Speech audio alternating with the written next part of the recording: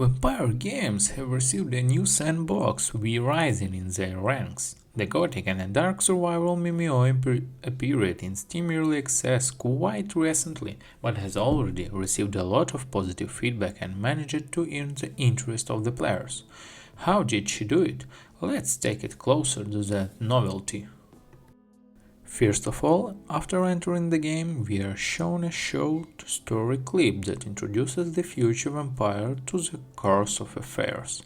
A few years ago, Dracula and the Children of the Night lost in a brutal battle with mortals, and now the once vast province of vampires lies in ruins. The player is offered to play as a junior vampire weakened by Red Death, who just come out of the hibernation in one of the abandoned crypts.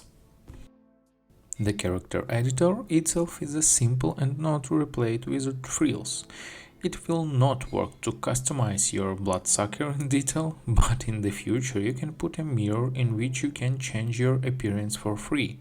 Rising for the grave and leaving the dark crypt, we find ourselves in an area that vaguely resembles that medieval Carpathians. The forest that opened up to our eyes is teeming with the enemies.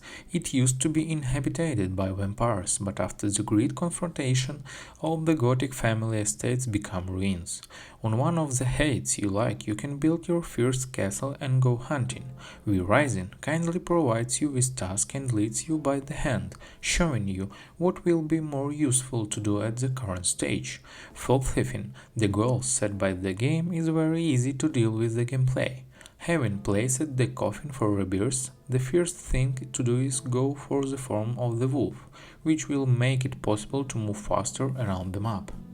Starting from the first boss, as your character builds up armor and upgrades his weapons, you will be able to kill more difficult opponents. Unlike the same Valheim, there are a lot of bosses. Here the several dangerous enemies can be located at once in one location. Development of the character goes evenly and without much difficulty, unless some bosses mechanics and make you sweat. Traveling around the world, you can stumble upon a treat not only from bosses and patrols. Superstitious residents stock up on garlic with might and main. Silver does not allow you to completely transform, and the merciless sun strives to burn you. You can make your life easier by saving a cloak for resistance and stocking up on potions for all occasions, but still this will not give completely immunity to irresistance dangerous for a vampire. All skills available to the character are knocked out from the bosses, of which there are as many as 37 pieces. The location of the desired boss helps determine the bloody altar, which can also be built in your dwelling. In addition to skills, bosses unlock new buildings and crafting stations. It is vital for you engage in crafting. Size of the level of your vampire directly depends on the quality of your equipment worn. Most survival games allow you to build your own home, and Rising is no exception. In the game you can build a real Gothic castle and equip it in the last fashion. Bosses drop not only combat abilities but also skills for building and crafting.